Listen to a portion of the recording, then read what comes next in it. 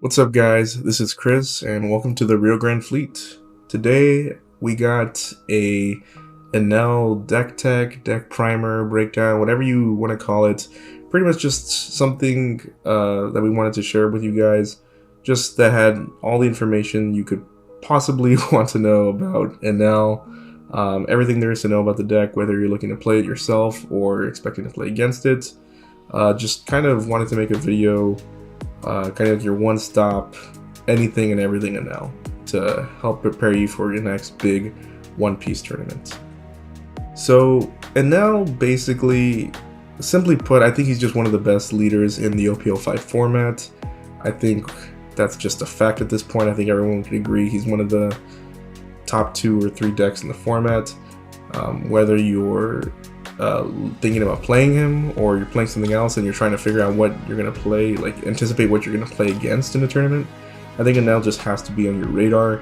You have to either consider playing it or just accept that you're going to play against it. And so I think it's important to be informed on the leader itself and what potential cards your opponent would have in their deck, or what potential cards you want to put in your deck if you're going to be playing Enel.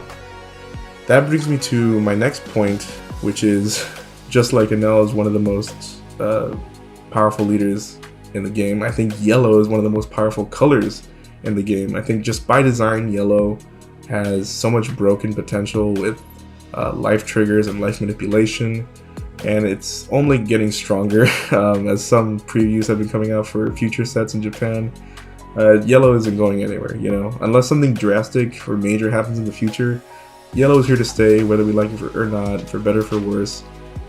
Yellow is just, it's going to be a staple of the game, whether it's Enel or another leader. You know, there's just, yellow is a powerful color, it's powerful synergies, and yeah, we just gotta accept it one way or another. So again, whether you're thinking about playing a yellow leader or you're just playing something else, you have to be informed and be prepared to play or play against yellow. So one thing you might be wondering is, well, if yellow is such a powerful color, are there other yellow leaders that deserve some consideration over Enel? And I think the answer is yes. I think the next best thing would be Charlotte Katakuri. Katakuri has been around since yellow first became a color. I think it's the next best thing to Enel. I think it's very powerful. I think you can do well with Katakuri if you build it right. I think it has a lot of competitive potential. I think there's advantages to playing Katakuri and disadvantages to playing Katakuri over Enel. I think Enel just wins out, just barely. I think it has the edge. That's just my opinion, and I'll get more into it throughout the video. But just to highlight Katakuri a little bit, I think it's got 3 main advantages going for it. Well, I guess kind of 2, but the first and foremost, it being a Big Mom Pirates means you can take full advantage of Charlotte Linlin. You can take full advantage of its effect, which allows you to gain a life and trash a life from your opponent. And aside from just being a 10-drop 12k, you know, it's super powerful. Its effect is super good against other yellow mirrors, against Sakazuki. So the fact that you're a Big Mom's pirate and can take advantage of this is huge.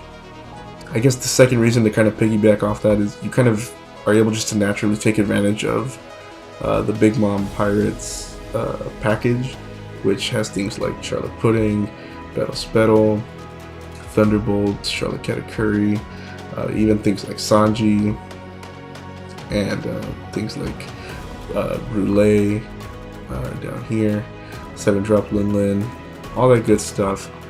Being able to just kind of synergize well with all those things is really nice. That's another, I guess, 1.5 benefit of playing Katakuri. And then the next big reason is his leader ability. Being able to, for 1 Dawn, swing for 7, that's very powerful just in general. And being able to get information from your life as well as your opponent's life and being able to manipulate it to a certain extent, I think is just very powerful. So all in all, I think Katakuri is a solid choice. But ultimately, I think Enel just takes the edge, and it's mainly because of Enel's leader ability.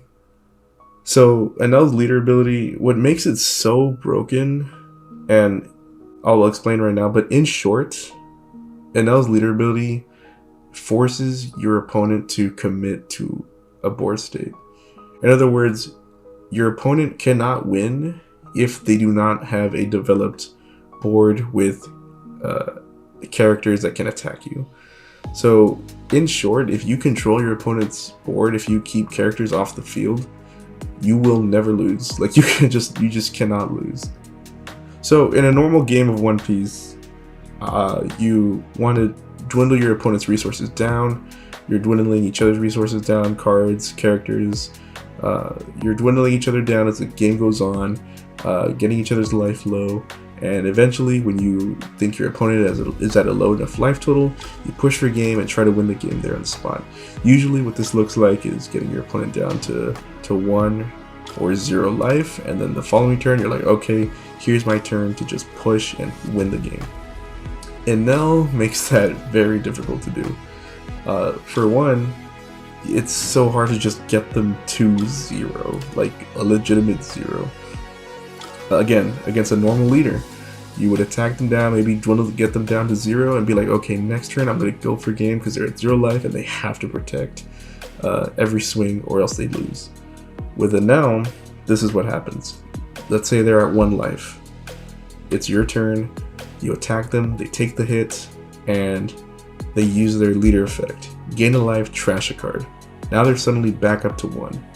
And let's say like, alright, I'm going to hit them again, try to get them to 0 for real this time. And they guard out of it, they block out of it, whatever. You have to pass turn because you used up all your attacks.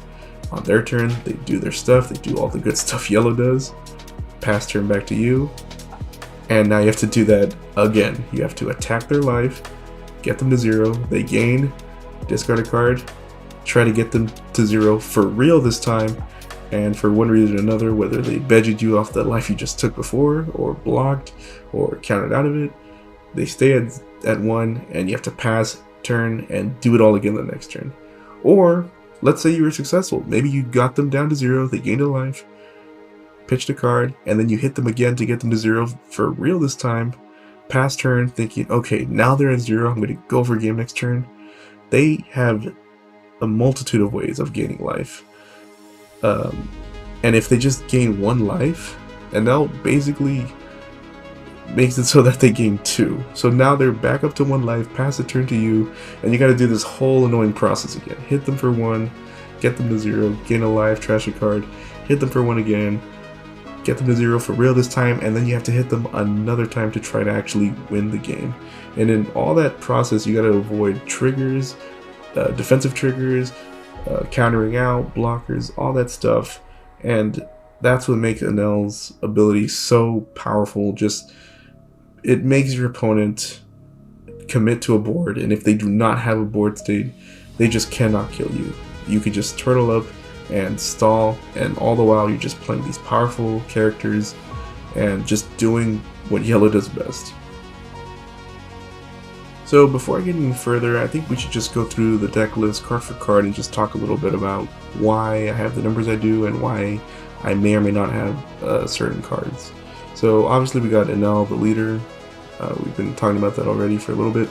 Next I got 3 Shirahoshis. I've seen some people play 4 of these, some people play 2. I feel like 3 is just a sweet spot. You don't want to oversee these, you don't want to see too many of these. But you also want to trigger it consistently, I think. And I feel like just 3 is a good number. Enough to see it, and if you do see too much, it's always just a 1k from hand. Next we got Capone, get Veggie. I think it's just one of the best yellow cards in the game. I think at least mono yellow leaders should be playing 4 of these. I feel like the only reason you would ever not play this is if somehow in the future they print something that's just better than it. But I mean, come on, it's Veggie. What's there to be said about it? It's a 2k, its trigger is just busted. Yeah, I think everyone knows how powerful this card is. Next I got 2 Charlotte Amandes. It's mainly just a 2k counter, but I think it's, aside from the other 2k counters we have, I think it's the next best one in terms of like potential playability. And I guess I'll mention right now, I'm not playing any Shudas in this list, the Sky Island Searcher. And so that's why I'm playing this over something like Conus, for example, because Konas is pretty much just unplayable. It's just there to be a searchable 2K if you're playing Shuda. But since I don't have any Shudas, I think that's why I'm playing Charlotte Amande. And I guess since we're on the topic of Shuda, the reason I don't have any copies was, I mean, as we started the format, I mean, you're playing Sky Island cards. It's only natural to think, oh, I'll play the Sky Island Searcher. But as I've played with this deck more and more, and as I've seen a few deck lists, people were just cutting Shudas down to like 2 or 3. And I went like 8 matches one time with this deck, and I didn't see a single Shuda like at all. And the deck felt just perfectly fine without it. And I just thought, you know what, let me just cut these out. Like, I don't think I need them. And I feel like the way this deck succeeds is in the late game, you just want to see your heavy hitters, and most of them are not searchable by Shuda, you know? In fact, Shuda makes them a little worse in the sense that they just get bottomed. They get banished to the bottom of your deck, never to be seen again. And so that's why I've opted to just not playing any Shudas whatsoever in this list. I do think it's not bad to play at all. I think it's nice to see it on turn 1, to trigger it off of life early, to put it back into life with Katakuri, which we'll see right now. But I'm liking this list without any. Feel free to try it out. Let me know what you think in the comments. But moving on, 4 Holies, and then I guess while we're here, we'll just mention the 4 Ohms. Nothing much needs to be said about this. Pretty nice combo. Really nice little synergy. Just makes the deck that much more aggressive. Being able to put 2 of these, two bodies out for 4 Dawn, really nice. Next we got 3 Charlotte Craggers. This card is just really nice to trigger.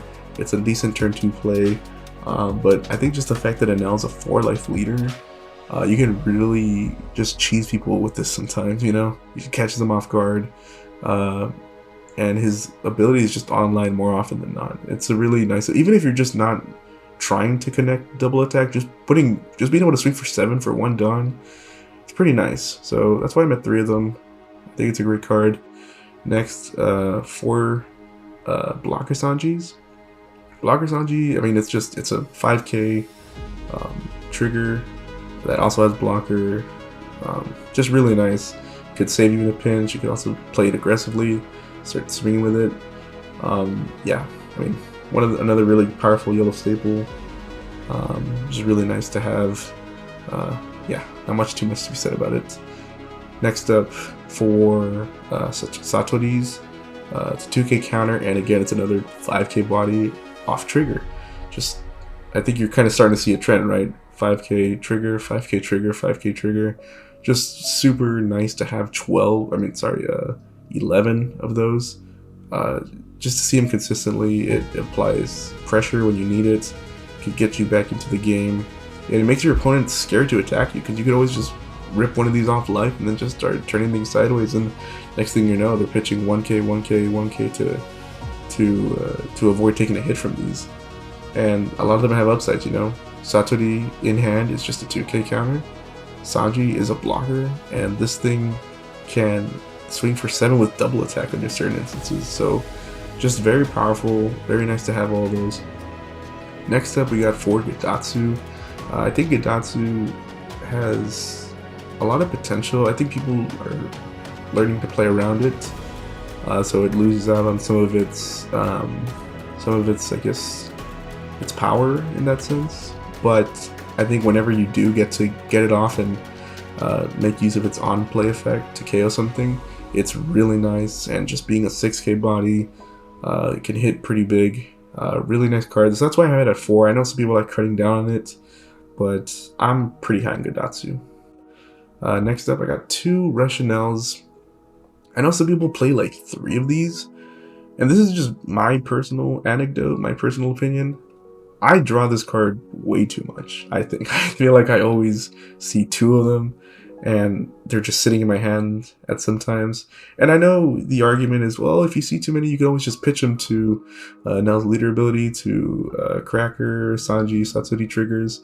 And that's a fair point, but I just feel like I see already a lot of them at 2, and I can't imagine putting a 3rd one in my deck. But I do think it's a great card. I don't blame people for running 3 of them. It's great into the Sakazuki matchup, which is it's a deck you're gonna play. It's another deck you're gonna have to look out for. So I could totally see running 3 of them.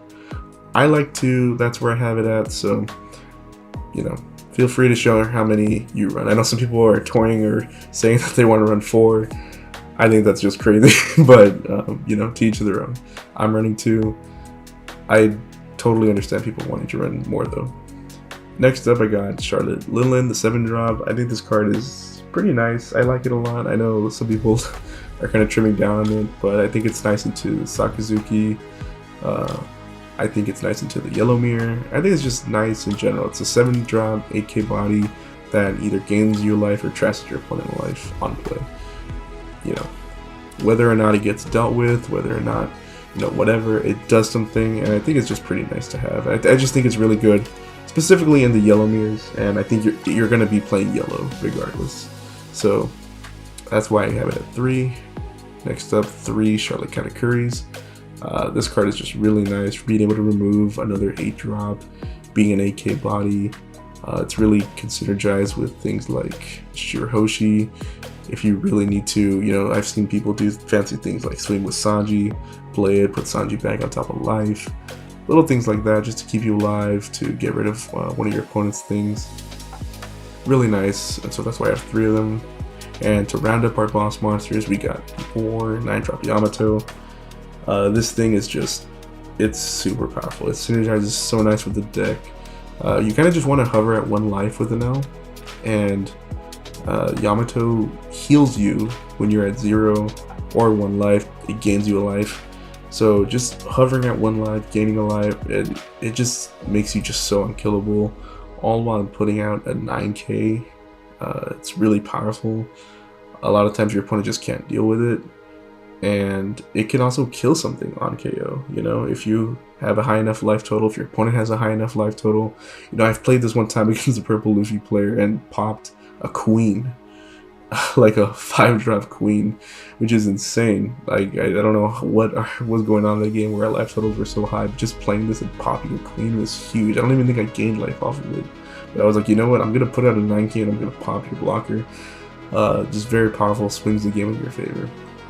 And then lastly, to round it up, we got 2 different events. We got 3 Thunderbolts and 3 200 million volts Amaru. I see these cards kind of as one and the same. I know obviously they're very different, but they do the same thing, and that's usually is to get rid of an annoying blocker that's preventing you from winning the game. Thunderbolt is just brutal off of trigger, being able to kill things like Borsellino, Queen, Purple Queen, Purple Kid, or just any big body that's a nice juicy target. Thunderbolt just pops it nice and easy. Or even playing it from hand isn't a terrible idea also. It can turn on things like Charlotte Cracker, get you out of your opponent's Gadatsu range. It's just really nice. And I've personally lost. I remember I was playing Purple Luffy and I was playing against an NL player, and I deployed a blocker law and a 5-drop kid blocker, and I thought I was safe. They proceeded to Thunderbolt my kid and Amaru my law and go for game. So I guess on that topic we should bring up Amaru, which again, I kind of think of them as one of the same. This thing can give you 3k, give something 3k power, so it's not efficient in that sense that you plus on 1000, so it gains you an extra 1000 power, and it can, if you're at 1 or less life, it rests a 4-drop. So this thing rests Rebecca, this thing rests Borsellino, this thing rests Blocker Marco, Blocker Law, the purple one, and it just clears so many things out of your way. You can tap down one of their characters that maybe they were saving to be offensive with, tap it down, attack into it so it dies. You can, like, it's just so versatile, and then its trigger is so nice too. It can save you, it can save you from losing a game. It's just a really good card. So yeah, that's the list. Like I mentioned, there's some cards I'm not running, some certain numbers that I have that are maybe not the most conventional, but I've been trying it, I've been having fun with this, and I've been doing pretty well with it. I've been consistently topping with this list in my locals, and it feels really nice.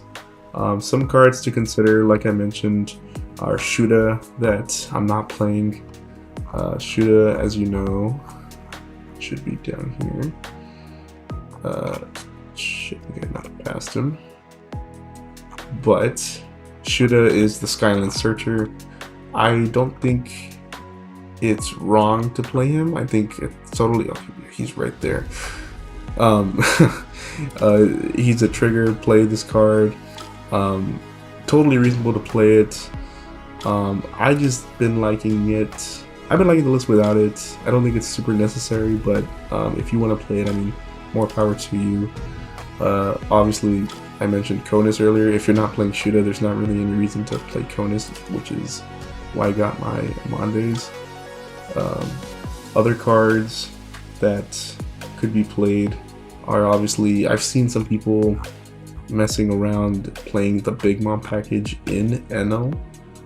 So you get to play things like Charlotte Pudding, Battle Spettle, maybe max out on 7-drop Linlins. You get to find your Thunderbolts more consistently, find your Sanjis more consistently, things like that. But if you go that route, you're probably missing out on the Holy combo, and you're probably not playing too much Gidatsus. Maybe you're not playing any Enels, and I do think those cards help the deck out a lot. Another card that some people like to run is Charlotte Roulette. I think it's pretty nice because there's a lot of cards in here like Sanji, Satori, Cracker that require you to trash a card to play them. Brûlé just comes in for free, which is nice. That's always nice, and you do trash a lot of cards in this deck with leader ability, with those triggers. So your hand size does get dwindled pretty quickly, so having just a free trigger is always nice. However, just it being a 3-drop, being a 1k, I just feel like it's so easily answered by so many different things in the format, and that's why I don't have it in my list. Another card I've been seeing people play a little bit recently is the Rush Katakuri. I think it's pretty sweet.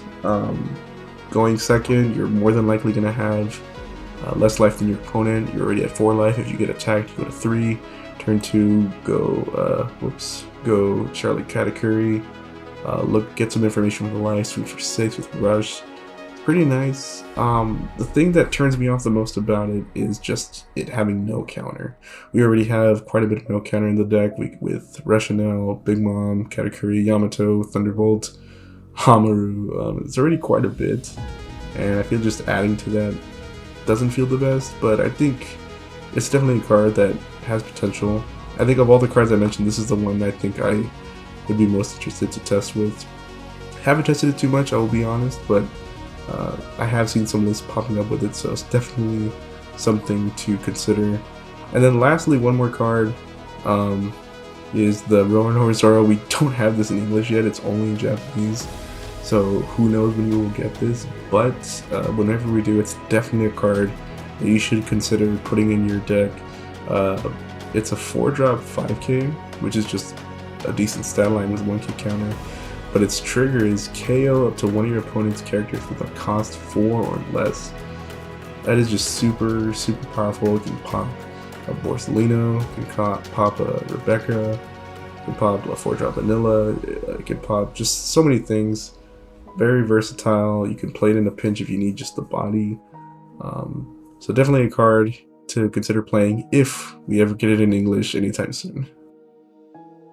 So one last card I wanted to mention that could potentially be played in Enel is El Thor. For you don't know, it's basically Yellow's version of Radical Beam. It's very powerful.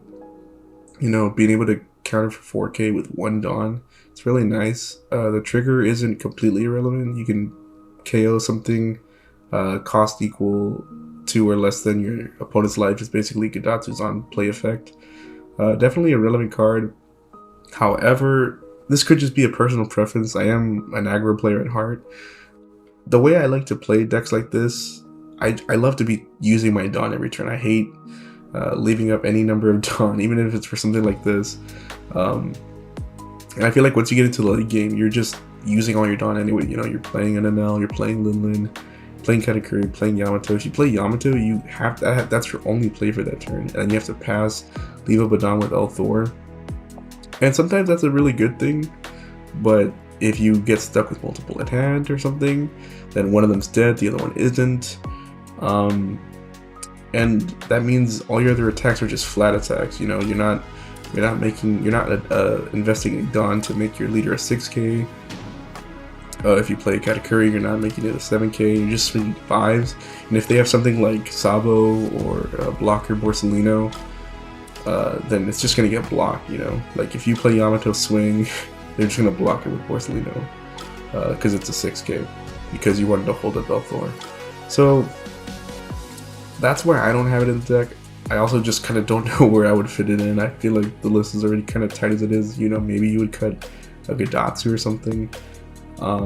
But I think the deck does fine without it. If you really just want to be defensive and hunker down, I could totally see you playing a few copies of these. But for the way I play this list, I just love tapping out, donning up when possible, and I just don't think it's completely necessary in this kind of version of the deck. So the next thing I wanted to talk about was some tips and strategies or synergies to be aware of when you're playing Enel, or if you're playing against Enel, what they're capable of doing. Some of these are a little obvious, some of them are maybe you haven't thought of, but regardless, we're gonna mention them here. First one, obviously, I think Ohm and Holy. You know, it's not much to be said about it. It's pretty self-explanatory. Play Ohm, try to find a Holy, play Holy.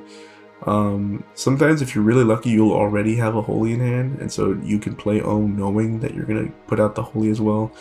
But it's also worth it just to play Ohms at times. If you really got no other play out Ohm, try to find the Holy, and if you do, you can just hopefully get so much tempo and try to outpower your opponent just by putting out two bodies on the field.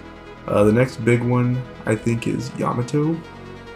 Again, I touched on it earlier, but Yamato is just so nice. You can just hover around one life with your opponent, make them kind of just dirtle, trying to get you to 0, and if they do get you to 0 and pass back to your turn, you just slam Yamato down, maybe pop one of their things, and even if you don't, you just go back up to 1 life, essentially getting you 2, you know, start the whole trying to dwindle you down to 0 life process all over again for your opponent, put you back up to 1, they hit you, gain a life, stay at 1, they have to hit you again to really get you to 0, and if you just follow that up with another Yamato, you know, back-to-back Yamatos, it could just be so backbreaking for your opponent, just playing back-to-back 9Ks, essentially gaining 2 life. It's just such a powerful little synergy that naturally ended up occurring with Yamato and Enel. The next thing, it would be potentially what people are calling starving with Gidatsu. Some people, what they tend to do is not attack their opponent on their second turn in the hopes of kind of making them play out a 4-drop like Kuzan or Ohm or Sanji or something, and then on your turn playing Gidatsu to pop it while they're at 4 life and deploy it at 6k. Some people are pretty good at playing around it, so I don't fully recommend this strategy, but if you can kind of get a read on what your opponent might have in hand or what they're doing, if they like go turn 1, brand new for instance, find Kuzan, and you're thinking, okay, well turn 2 they're going to want to play that Kuzan, you can maybe not attack them, apply that starve strategy, could maybe bait them into playing the Kuzan, and follow it up with Gidatsu KOing the Kuzan. Again, I don't always recommend this because they could easily just play out a Borsalino and then you didn't attack them for no reason, you know. But it is something to consider. I don't know, like I said, I don't always recommend that, but just knowing it's a possibility and knowing when and when not to apply it is good to know. So in the situation where you think it is worth it, you know, you go for it and hopefully get max value off your Gidatsu. The next thing would be playing Shirahoshi from your hand. Sometimes you don't really got much going on or your hand's looking kind of dead. Don't be afraid to play this if it's your only good play. You know, if you think it's between this and like maybe just donning up and making a big attack, maybe it's worth to just play out Shirahoshi, filter your hand, and it kind of sets you up for a Katakuri play later on. You know, if you get really low in life, Katakuriing your Shirahoshi is almost back into your life is almost the same thing as playing Yamato. You know, you gain a life. Essentially, you gain 2 life with Enel's ability, and you ensure that you got a good trigger on the top of your life. You trigger Shirahoshi, do it all again. Maybe draw into another Katakuri, play Katakuri, put Shirahoshi back, and do it again. We have a friend locally who calls this Shirahoshi weaving. It's a little meme locally we have, and but it's a definitely a good strategy. You know, it can stall the game for you while you deploy big threats, and you know, get you there. The next thing I would recommend would be playing Thunderbolts or Amaru earlier in the game, just for value. You know, I think depending on how the game plays out, if your opponent only has like one major threat, like for example, a blocker queen, a kid, maybe a Sabo, the turn after it's played, you know, where it doesn't have its effect lingering, or like a Kuzan or something, don't be afraid to just Thunderbolt that thing. If it's their only character on board, if it's their only threat on board, Thunderbolting it so it doesn't get any value for sticking around is definitely a good strategy if you feel safe enough to do so. You know, if you feel like that life is worth trading for that Kuzan or whatever, go for it by all means. The other thing would be Amaru. You know, like I said, you kind of want to hover at 1 life with this deck. You know, take life aggressively, get to 1 life to take full advantage of the leader effect of things like Yamato and Amaru. You know, you can always rest your opponent's characters and attack into them. If you're not prepared to go for game yet and you just kind of want to stabilize, resting a Borsalino and attacking into it, or you know, just resting something that's problematic and attacking into it could be very beneficial to you winning the game a couple turns down the line. And then lastly, Charlotte Amande I think is very good into decks with little creatures, specifically Trafalgar Law from OP01. I know it's not the most prevalent leader anymore, you know, it's not the powerhouse it used to be, but if you do happen to find yourself going up against Law, Amande can do great things against it. You know, playing it out, resting, Curly Dawn, Chopper Blocker, and attacking into them could really just mess up their day and slow down all the shambling they're going to be doing. I also wanted to mention or highlight that I think the main deck you have to really be on the lookout for if you're playing Enel is probably Purple Luffy. I think that probably happens to be your worst matchup. They just have so many cards that are just naturally good against you. Cards like Magellan to keep you off your big plays, your big Dom plays later on in the game. Cards like Polly can hit so much of your deck. It can hit Ohm, Holy, Cracker, Sanji. It's just just them being able to remove your maybe only board presence while ramping and putting out a 6k is brutal. So that's definitely the matchup I think you have to be most aware of. Just if they go back to back Magellans against you and then follow it up with like a Poly or something, it can be pretty rough while they're just smacking you for 6 over and over and dealing with your board, all while just denying you the dawn to play your big things, which is where I think this deck shines. You know, you want to get to your later dawn turns to just start slamming boss monsters over and over again and just overwhelm your opponents. If they can keep you from doing that, I think you're kind of in a bad way. But similarly, I think decks or matches where you're a little bit favored in would be Sakazuki. You know, I don't think you're majorly favored against Sakazuki, but I do think you have a very winnable matchup into it, which I think is another big reason to play Enel. You know, if you can go toe to toe with the boogeyman of the format, which I think Sakazuki is, I think you got a pretty good deck on your hands. You know, cards like Enel and 7-drop Linlin do very well against Sakazuki. Just Enel taking multiple removal spells to get rid of it, and 7-drop Linlin just kind of, you know, even if it gets answered, just doing something for being played is very good. I think right now we're in a format where your cards just need to do something the turn they come in, because if they get answered and they didn't do anything, you know, you kind of just lost so much tempo, and this game is all about tempo. So if you know, that's what a lot of cards in this deck do. You know, the triggers, you know, you get triggered them off of life, go to your next turn, attack with them, and if they get answered, well, hey, you got them attacking with them.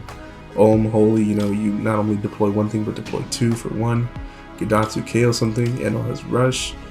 Linlin gains a life or loses them a life. Katakuri gains you a life or removes something, and Yamato gains you a life. You know, all these cards do something when they come in, essentially, or have potential to do something when they come in, and that's why a lot of this cards are just so powerful, you know, in combination with each other, in combination with the Enel effect. You know, I think that's what makes you have such a decent matchup into Sakazuki, and if you play it well, I think you can win most of your games. So that about just sums up the video. Really appreciate if you saw all the way through. I hope this was informative. I hope you learned something. In short, I think Enel is just a very powerful leader. I think it's the best yellow leader right now. I think its effect, his leader effect, is just so powerful. Making your opponent commit to a board to win the game is just so demanding, especially if you're constantly dealing with that board, if you're clearing their characters, and all while developing your board, attacking them down. It just makes you unkillable. I think it's just a very powerful effect. Yellow has just so many powerful cards, so many synergies. Things like Katakuri and Yamato just really make the deck shine. And with the new additions, cards, you know, like Amaru, I think your Yellow's biggest weakness at one point was just blockers, and now with the combination of Thunderbolt Amaru, that just seems like an issue of the past. And yeah, I think this deck is definitely a deck you should consider playing, and it's definitely a deck you should watch out for, just in general. So once again, thanks so much for watching. If you enjoyed the video, please consider subscribing, commenting. All the good YouTube stuff really helps us out. And please don't hesitate to leave any comments below. We're open to criticism, feedback, requests, anything you're looking forward to seeing. You know, if you want to see more gameplay, we do have gameplay coming up, so keep an eye out for that. If you want to see a certain leader covered in a primer similar to this, we'd be more than happy to give it a look. But yeah, any comments, open to anything and everything. Really look forward to growing and putting out more content for you guys. So again, can't say it enough. Thank you for all the support. It really means a lot, and we'll see you next time. Have a real grand day.